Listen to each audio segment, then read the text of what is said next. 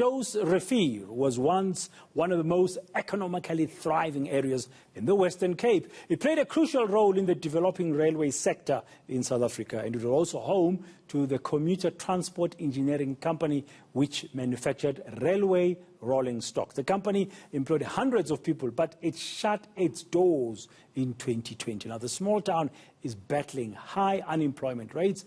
There are very few job opportunities available.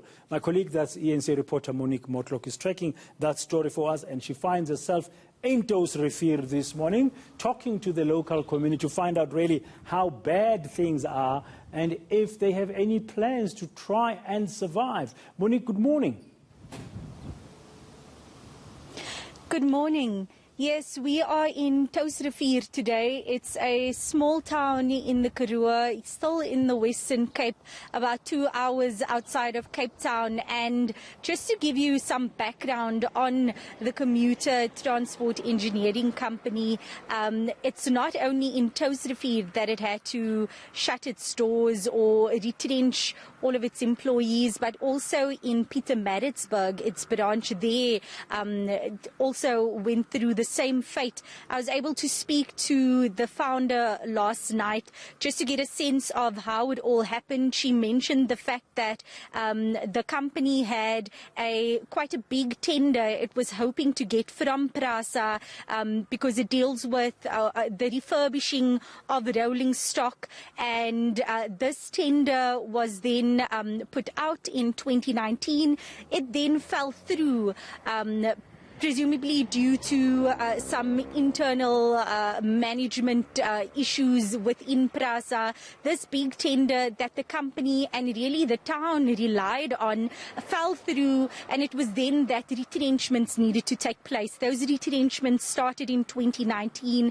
It was completed by December 2019. Most of its employees, about 350 of them, had to be let go. And what the founder Patricia Nodis told me is that 90% of those employees came from this town, from Touwsrivier. CTE was the single largest employer here in Touwsrivier. So obviously the closure over the last year, it's had a devastating impact on the economic development of the town. But to chat to us more about it, I'm going to ask community leader Rashad Baker just to tell us more. So how have things changed in the town over the last year since the closure of CTE, since all those retrenchments took place? Okay, since these people were retrenched, there was no other job opportunities for them. People can hardly move out of the town because there isn't money to move anywhere. There isn't job opportunities. People basically went downhill. People are suffering. Children is hungry all the time. You find children walking in the streets begging for food, begging for money. Even adults are starting to do that because there is no job opportunities in this town. CTE was our biggest employer. They unfortunately had to close down. With that we understand things lead to these things. Then we also have Aquila. There's also an employer that employs people from this town. But due to the pandemic, they also had to let people go. And most of those people hasn't returned to work.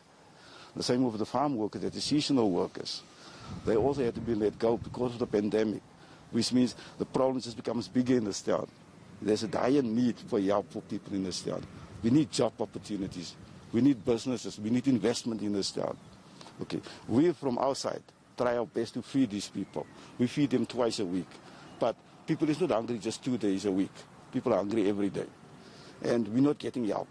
Not from the local town council, not from government, not from anybody, not even from big business. I'm just going to ask you to pause right there for us, Mr. Baker, because we will be tagging along with Mr. Rashad Baker just to see exactly what this feeding scheme entails, to see the type of work that they do. And a little later, Gift of the Givers will also be coming to lend a hand to these relief efforts. Yeah, it's a very tough situation to be in when your main only employer has shut down.